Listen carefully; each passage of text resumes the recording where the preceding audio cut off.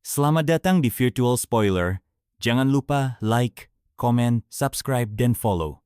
Sebelum videonya dimulai, Mimin mau meminta tolong ke kalian semua untuk bantu channel ini agar bisa monetisasi dengan cara subscribe channel ini dan selalu menonton video terbarunya. Terima kasih. Kita lanjut ke videonya. Bab 107, Chapter 130, Seberapa Tinggi Kamu? Bagian 3. Para ksatria mengelilingi arena pertempuran membentuk lingkaran, masing-masing dengan pedang terhunus. Colin masih belum bisa melupakan rasa pahit kekalahannya, tetapi ia tidak punya pilihan selain bangkit dan mengangkat pedangnya. Karena ia telah bersumpah untuk melakukannya. Peraturan sang Sword Master benar-benar tidak masuk akal. Joubert yang biasanya santai pun menggeleng seolah tidak percaya pada situasi ini.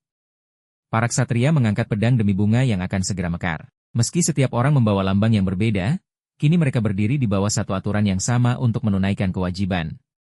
Sebutkan namamu, bocah. Mereka yang ingin mencabut hingga ke akar, dan mereka yang ingin membuatnya berkembang. Penjaga dan yang dijaga berada dalam satu dunia.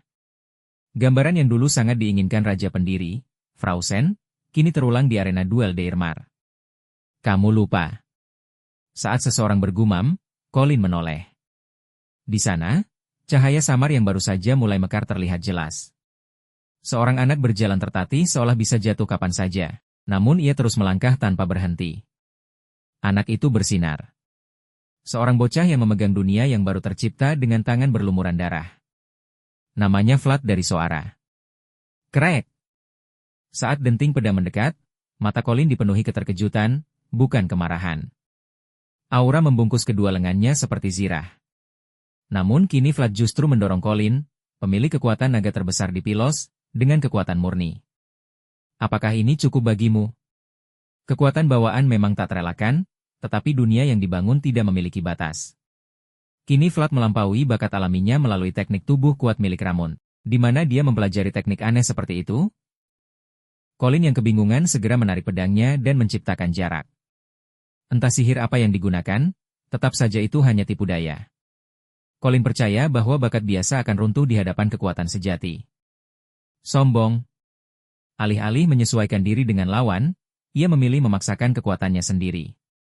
Colin mengayunkan pedangnya sesuai jalan yang ia yakini. Aliran udara terbelah dan melesat ke arah kepala Vlad seolah hendak membelahnya. Dentang. Suara yang tidak ingin ia dengar bahkan dalam mimpi. Dalam ingatannya, seorang pria bermata satu tersenyum. Kamu sudah terbiasa dengan suara ini, bukan? Bajingan. Apakah cahaya biru terang di depannya itu pedang atau mata? Pria yang dulu memandangnya kini menciptakan dunia yang jauh lebih megah dibandingkan saat itu. Petir putih memancar dari mata kiri Vlad yang terpejam, tersenyum pada Colin. Baru 1 tahun. Katanya anak kecil tumbuh dalam sekejap mata, tetapi ini pertumbuhan yang melampaui akal sehat. Tak seorang pun di sini akan membayangkan bahwa ksatria yang mereka hadapi sekarang adalah bocah waktu itu. Sekarang giliranku, fajar bersinar di mata kanan Vlad yang terbuka. Deteksi kelemahan yang ia pelajari dari August, mantan komandan pengawal kekaisaran. Ada celah di atas, tetapi ada juga titik kosong di bawah yang bahkan si babi terengah-engah itu tak mampu lindungi. Kaki, fondasi yang kokoh dibutuhkan untuk menopang kekuatan besar. Kekuatan Colin berasal dari dua kakinya yang tertancap kuat di tanah. Aura yang mengalir mengatakannya dengan jelas. Sial. Colin yang kuat namun tidak luwes sangat terganggu oleh serangan Vlad yang terus-menerus mengincar bagian bawah tubuhnya. Karena belum pernah ada yang menyerangnya seperti ini. Kragagak.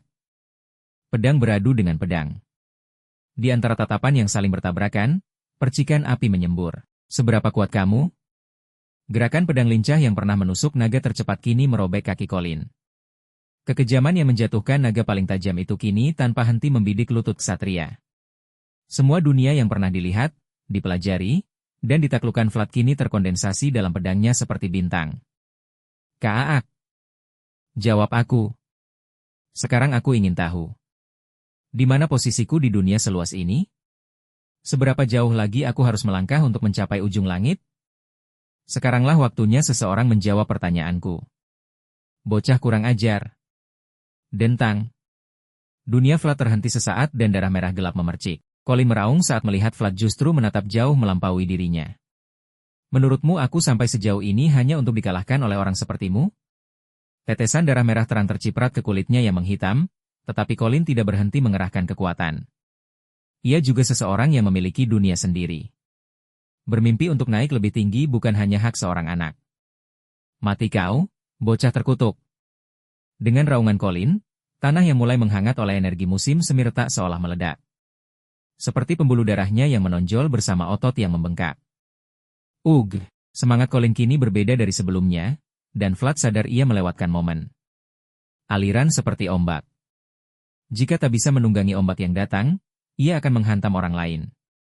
Kamu bertanya berapa nilainya diriku? Arus serangan dan pertahanan yang konstan tiba-tiba beralih ke pihak Colin. Setiap orang memiliki cerita dan dunia yang mereka bangun. Colin juga demikian. Inilah aku, Colin dari Pilos. Dengan raungan besar, aura menyala dari ujung pedangnya, seolah membakar seluruh dunia. Kesadaran Colin tenggelam jauh ke dalam dirinya sendiri, tak lagi memikirkan hari esok. Terkubur dalam kekalahan masa lalu, ia tak punya keyakinan untuk menerima kekalahan hari ini. Mati. Ledakan. Vlad berguling menghindari tanah yang meledak. Gundukan tanah berjatuhan seperti hujan. Pertarungan ini sebenarnya sudah berakhir. Yang tersisa hanya duel. Para prajurit yang tadi saling menusuk di gerbang kini berhenti seperti patung dan hanya menonton. Semua menyadari bahwa pertarungan dua orang ini adalah awal dan akhir hari ini. Duel besar yang terlalu megah untuk desa kecil ini. Di tengah tatapan tegang semua orang, Vlad justru tersenyum. Senyum yang bahkan hujan lumpur tak mampu sembunyikan. Kenapa kamu tersenyum? Colin berteriak melihat Vlad tersenyum seperti orang gila, tetapi cahaya di mata birunya tidak padam. Aku rasa aku bisa. Vlad berhenti tertawa dan mengayunkan pedangnya. Pedang bintang yang telah dibersihkan bersinar biru. Berbeda dari sebelumnya, ini adalah medan tempur tanpa bantuan atau pertimbangan siapapun. Namun Vlad yakin. Soal kamu, sekarang aku bisa mengatasinya.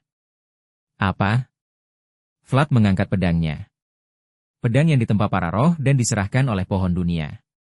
Ia kembali merasakan sensasi menggenggam pedang itu, menghapus senyumnya dan memasang ekspresi serius. Terima kasih sudah menjawabku. Hari ini ia mendapatkan jawabannya dengan melihat pria di depannya. Colin dari Pilos. Ksatria hebat yang membangkitkan aura dan membangun dunianya sendiri. Tetapi aku sudah melampauinya. Jadi mari kita akhiri sekarang. Dan kini aku akan membuktikannya. Dunia-dunia yang dibangun Vlad mulai berputar di atas jalur pedang yang ditetapkan Sword Master pertama. Baiklah, datanglah. Vlad dari Soara. Langkah tertati anak yang ingin membuat dunia mekar itu belum berhenti. Jejak-jejak rapuh hingga kini telah menumpuk satu demi satu dalam dunianya, melahirkan ksatria yang ada sekarang. Ya. Bukan sekadar bocah lagi. Mata Vlad mulai bersinar mendengar teriakan Colin. Mata biru naga kecil yang akhirnya menemukan posisinya dan menyadari potensinya sendiri berkilau terang. Panggil aku Vlad dari Soara. Hari ini Vlad melindungi pernikahan. Ia melindungi kebahagiaan seseorang dengan pedangnya dan menjaga keseharian orang-orang. Maka sekarang saatnya melempar satu mawar merah terakhir. Dalam sekejap, cahaya menyala. Mereka saling berhadapan, tetapi dalam kedipan mata posisi Vlad dan Colin telah bertukar. Cahaya yang tak bisa ditahan walau dilihat, dan tak bisa dihindari walau disadari. Kueok, mata Colin membelalak tak percaya. Sebuah tusukan tajam menembus jantungnya, tak memberi ruang untuk hidup lebih lama. Denyut jantungnya perlahan memudar. Sosok hitam yang perlahan runtuh menumpahkan cairan merah gelap ke tanah desa kecil itu. Colin, Ksatria Pilos. Hari ini ia menjadi salah satu ujian yang ditempa Vlad. Karena kamu sudah sampai sejauh ini. Pemenang dan yang kalah. Vlad yang mengambil nyawa Colin sebagai hasil duel adil merasakan sentuhan cahaya di bahunya dan perlahan mendongak. Tanpa terasa, bulan telah menggantung di langit. Sedikit lagi, aku bisa mencapainya. Seperti hari itu, bulan dengan cahaya biru pucat memandang Vlad. Dan Vlad merasa cahaya bulan yang menyinarinya kini sedikit lebih dekat dari sebelumnya. Sebuah mensyahn megah diterangi cahaya bulan. Debu yang mengendap di lantai bercampur butiran pasir. Angin kering dari tanah tandus selalu menghantui kota-kota barat. Kaun, di aula depan yang luas, terlalu besar untuk dua orang saja, Kaun Gaidar memandang Ksatria yang membungkuk di hadapannya.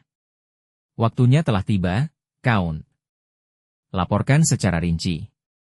Di titik tertinggi aula, ksatria dengan cahaya bulan biru menaiki tangga yang bahkan tak bisa dinaiki putra kandung sang Count. Ia pria yang pantas mendekati Count. Darah dan mayat yang ia ciptakan tak berbeda dari batu pijakan tangga itu sendiri. Penguasa darah naga telah berbicara. Godin mendekat dan berbisik rendah di telinga sang Count. Butiran pasir yang berterbangan di aula luas itu menyamarkan suaranya.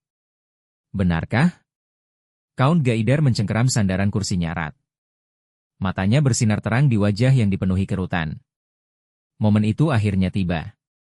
Penguasa barat berdarah dingin, perampas yang tak pernah ragu mengambil. Count Sigmund Gaidar. Ia telah menunggu saat ini begitu lama. Aku menunggu terlalu lama, Godin. Sampai membosankan dan menyakitkan. Aku sepenuhnya mengerti, Count. Takdir mereka yang lahir di barat adalah selalu merasa lapar, tak peduli seberapa banyak yang telah ditelan. Tanah terkutuk ini selalu membuat orang merindukan tempat yang jauh, bukan tempat ia berpijak. Kelaparan itu seperti kutukan. Pergilah, Godin. Ambil pedang putraku. Sang pencuri telah menahan diri cukup lama. Kini waktunya telah tiba, dan barat tak perlu lagi bersabar. Pagar yang nyaris berdiri itu hari ini telah runtuh. Pergi ke Deir Mae.